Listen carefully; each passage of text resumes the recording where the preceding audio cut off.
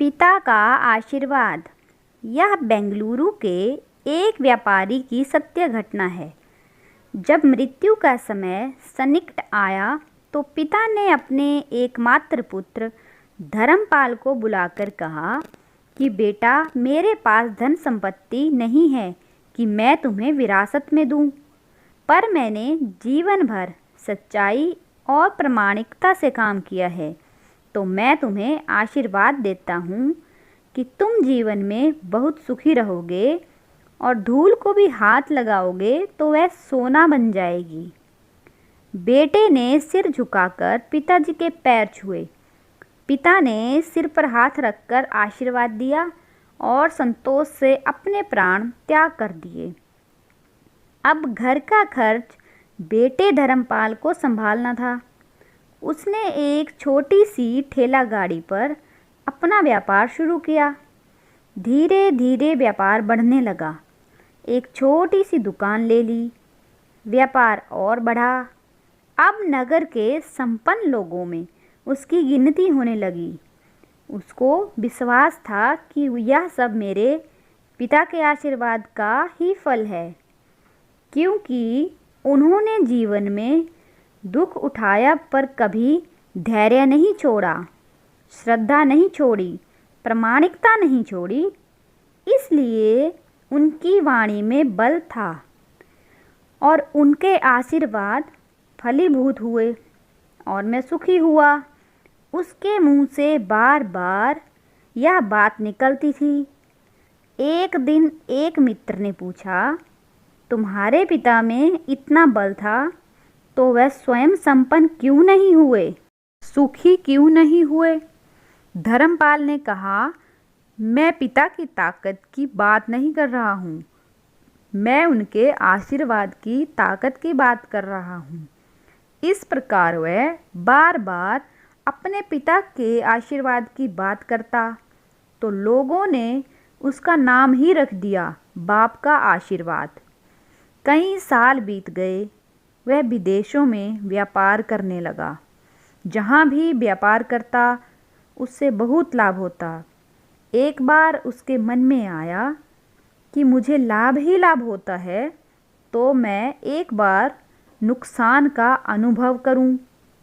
तो उसने अपने एक मित्र से पूछा कि ऐसा व्यापार बताओ कि जिसमें मुझे नुकसान हो। मित्र को लगा कि इसको अपनी सफलता का और पैसों का घमंड आ गया है।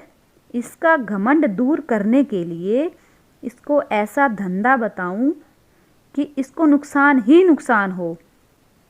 तो उसने उसको बताया कि तुम भारत में लौंग खरीदो और जहाज में भरकर अफ्रीका के जंजीबार में जाकर बेचो।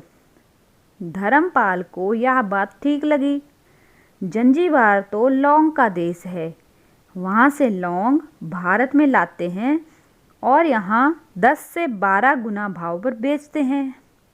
भारत में खरीद करके जंजीबार में बेचें तो साफ नुकसान सामने दिख रहा है। परंतु धर्मपाल ने तय किया कि मैं भारत में लौंग खरीदकर जंजीबार खुद लेकर जाऊंगा।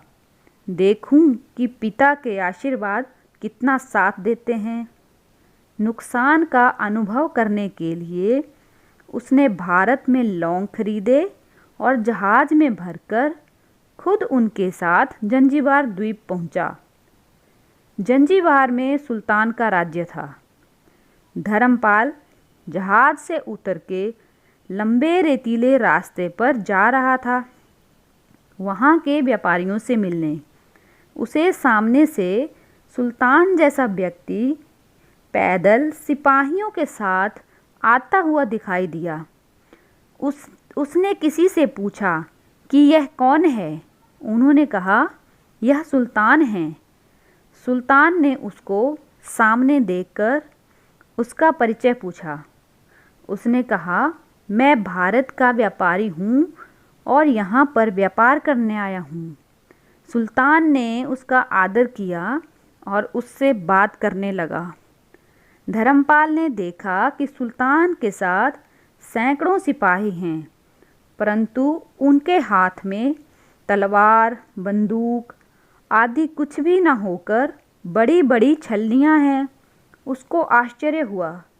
उसने विनम्रतापूर्वक सुल्तान से पूछा, आपके सैनिक इतनी छलनी लेकर क्यों जा रहे हैं? सुल्तान ने हंसकर कहा, बात यह है कि आज सवेरे मैं समुद्र तट पर घूमने आया था, तब मेरी उंगली में से एक अंगूठी यहाँ कहीं निकलकर गिर गई। अब रेत में अंगूठी कहाँ गिरी पता नहीं, तो इसलिए मैं इन सैनिकों को साथ लेकर आया हूँ। या रेत छानकर मेरी अंगूठी उसमें से तलाश करेंगे? धर्मपाल ने कहा, अंगूठी बहुत महंगी होगी।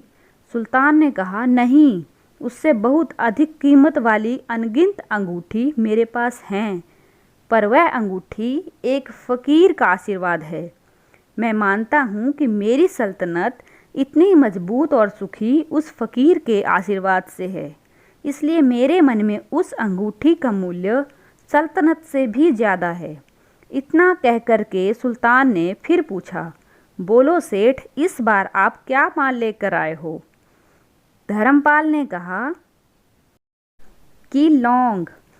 सुल्तान के आश्चर्य का ठिकाना नहीं रहा। या तो लौंग का ही देश है सेठ, यहाँ लौंग बेचने आए हो? किसने आपको ऐसी सलाह दी? जरूर वह कोई आपका दुश्मन होगा। यहाँ तो 1 पैसे में मुट्ठी भर लौंग मिलते हैं। यहाँ लौंग को कौन खरीदेगा और तुम क्या कमाओगे? धर्मपाल ने कहा, मुझे यही देखना है कि यहाँ भी मुनाफा होता है या नहीं। मेरे पिता के आशीर्वाद से आज तक मैंने जो धंधा किया उसमें मुनाफा ही मुनाफा हुआ, तो अब मैं देखना चाहता हूँ कि उनके आशीर्वाद यहाँ भी फलते हैं या नहीं। सुल्तान ने पूछा, पिता का आशीर्वाद, इसका क्या मतलब? धर्मपाल ने कहा, मेरे पिता सारे जीवन ईमानदारी से काम करते रहे, परंतु धन नहीं कमा सके।